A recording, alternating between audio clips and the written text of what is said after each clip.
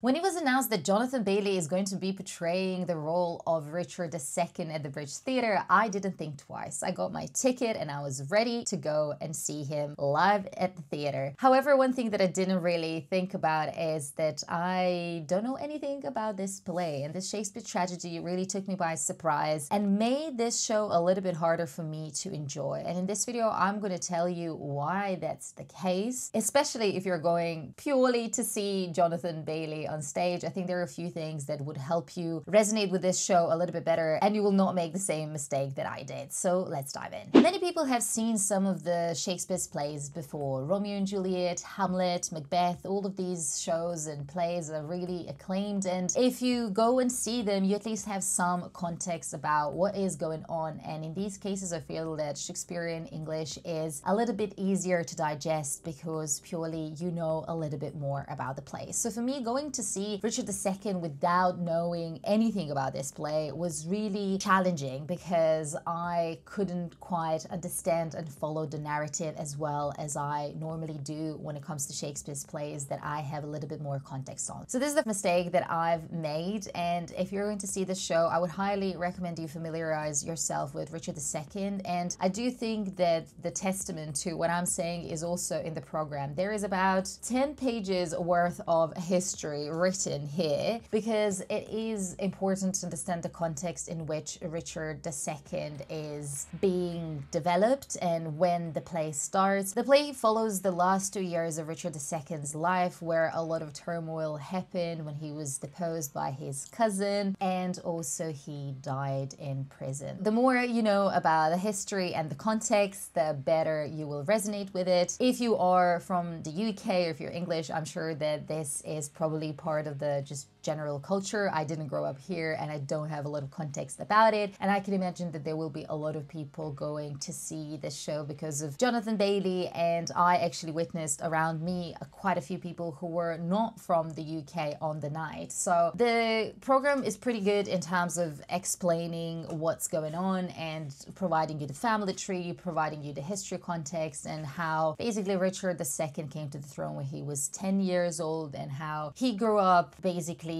being affirmed by people around him and kind of developed into this very spoiled, extravagant and privileged and authoritarian ruler who, by the sounds of it, didn't really know what was happening. So that is the main reason why his rule was ended and taken over by Henry Bolingbroke. Let's talk about Jonathan Bailey, who is definitely the highlight of the show. I wouldn't go as far to say that he's carrying this show on his shoulders, but he's definitely one of the most exciting characters to see, and he injects so much life into the role of Richard II. He really portrays it as this whimsical and very privileged person who he was, but at the same time he's giving him a lot of playfulness. And one thing that I really appreciated when it came to Jonathan's performance is the ease in which he communicates in Shakespeare's English. It just flows so smoothly and you can really understand him well. And then when it came to his actual performance and physicality on stage, he was definitely the person in this cast who was giving the most and who was really showcasing the power and the drive of this really flawed king. And sometimes he would be so close to the faces of his opponents, and it just brought so much tension. And also at times he had these perfectly timed dramatic pauses before he does something. His comedic timing was amazing. He had also one scene that he delivered from the balcony, and I was so lucky to be actually on that gallery where he was kind of like next to. So that was also amazing to kind of see him so close. But I think that in this point, not all of the people in the audience were actually able to see that scene, so they needed to watch the scene on the screens. I will talk about in the seating a little bit later in the video, so I can give you some tips on that. I do think that when it comes to like Shakespeare's play, this is not my favorite play. This is not a play that I've massively resonated with, but seeing Jonathan Bailey on stage and seeing how fantastic he is and truly how theater is his home, I'm so excited to actually be able to see him in another play if it happens soon, and I hope it does. One thing that I feel dampened Jonathan's performance is nothing to do with him, but it's more to do with the direction that the rest of the cast has received and the way that they delivered their roles. And also partially I blame it on the set, because the set resembles almost a bit of a runway. It is kind of rectangular shape, so there isn't a lot of room on either sides of it, and audiences are everywhere around it. So at times it really felt like they are lacking space to be. There were some scenes where there were like quite a few of people at the very entrance of the stage, kind of like huddled there, and it just felt a little bit like, are they off stage? Are they on stage? What is going on? I wasn't really sure why that was the choice, because I feel that all of the characters almost like needed more room to be and to deliver their performances. And what really resonated with me in Jonathan's performance is that he really tried to make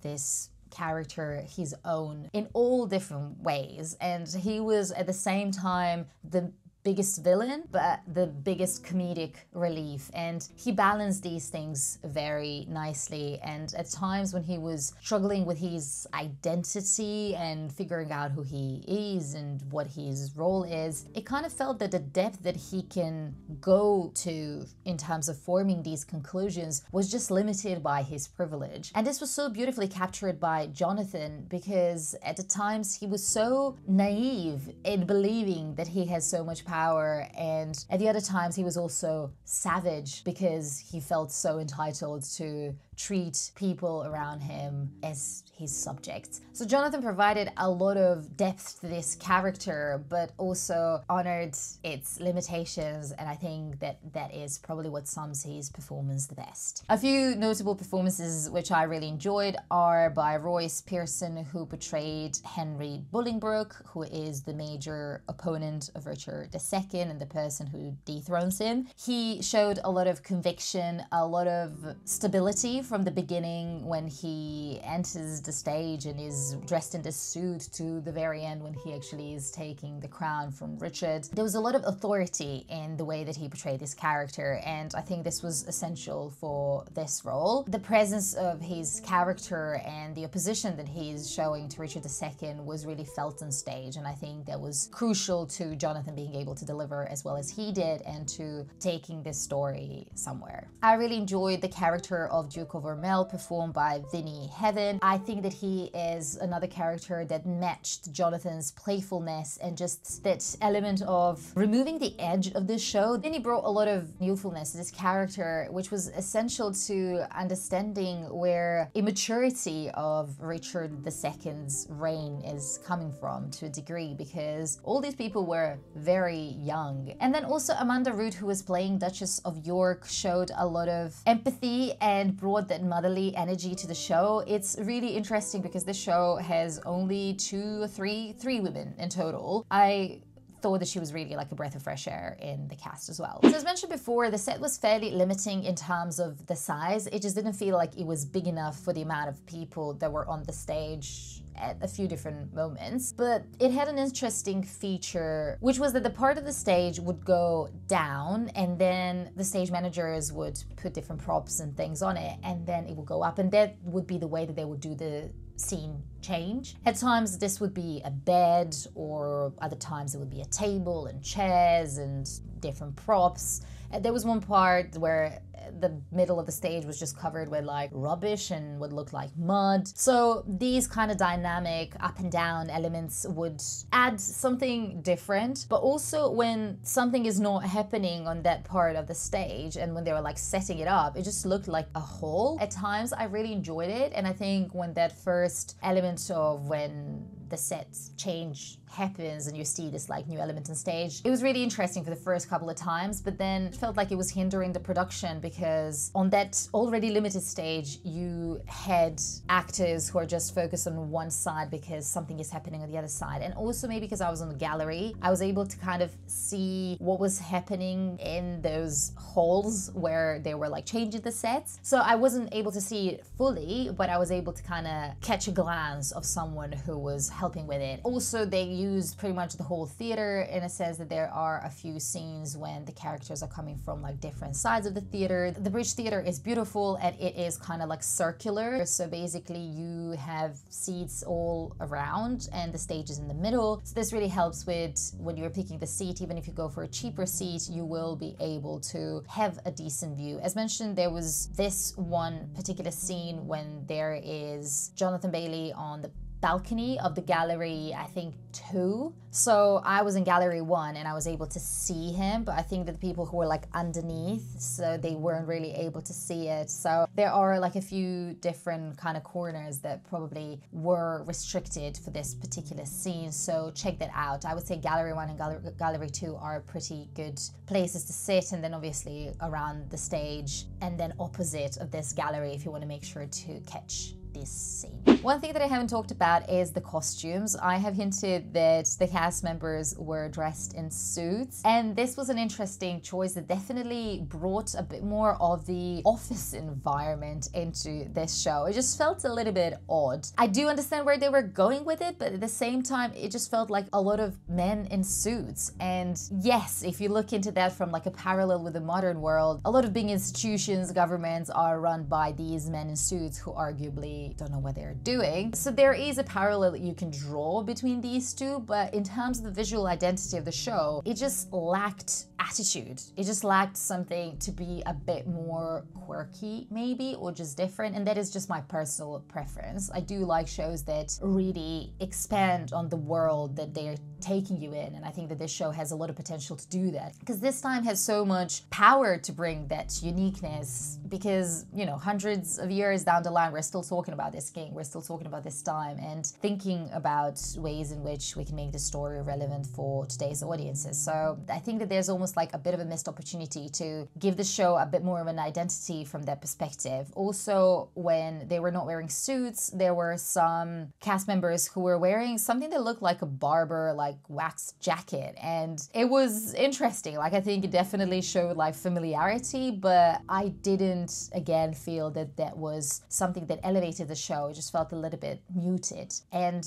probably to kind of like conclude this review, that is my biggest reservation about the show. It feels that it had a lot of potential to go into different directions, but it kind of stayed very modest and very safe in the delivery. And I do think that Jonathan Bailey, as mentioned before, is the highlight of this show together with Royce Pearson. The two of them are amazing on stage together, and if you are going to see the show for Jonathan Bailey, you are going to be pleased to see him deliver this role. But I didn't walk out after seeing this show thinking, oh my god, that was the best thing ever. Like, when I went to see Macbeth, I genuinely couldn't stop thinking about it for a few days. This is a show that I feel I needed to read about to make sure that I understood everything correctly, to draw the parallels and think about it. So it's kind of like a show that almost felt like too much hard work for me while I was at the theater, and then also after I got home. And you know, I need to put my hand up from the perspective of not really being familiar with this show and not knowing it. But then also, do you really need to know a show before you go and see it? I think that even if it's a Shakespeare's classic that is told so many times, there will be audiences who are coming from abroad to check out this play, to check their favorite actor, and I think that everyone should be able to take home something from this show that kind of fully resonates. And I'm not saying that that's not fully possible with this play, but I am saying that probably this is a play where I found that link and that kind of rewarding element the hardest to find, compared to some other, even Shakespeare's shows, where I felt like that was more present and I kind of resonated with it more, despite it not being modern English and despite it not being a modern production. So if I didn't put you off from seeing this show, then you can go and check it out at the Bridge Theatre until the 10th of May 2025 for about £50. Seems to be the cheapest ticket available. I do think that if you're a fan of Jonathan Bailey, it's totally worth the money and it's worth seeing him in his role, because I don't know what is going to be the next thing that he is going to be part of, especially with Wicked movie coming out, and later this year, so maybe this is one of the few times when we can catch him on stage. So from that perspective, I think it is definitely worth it. But I'd say make sure to take some notes and look into this show before you go and check it out. If you are keen to know what are the shows that I really enjoy in the past year, which you can still see in 2025, then check out this video where I'm talking about my 5 favorites.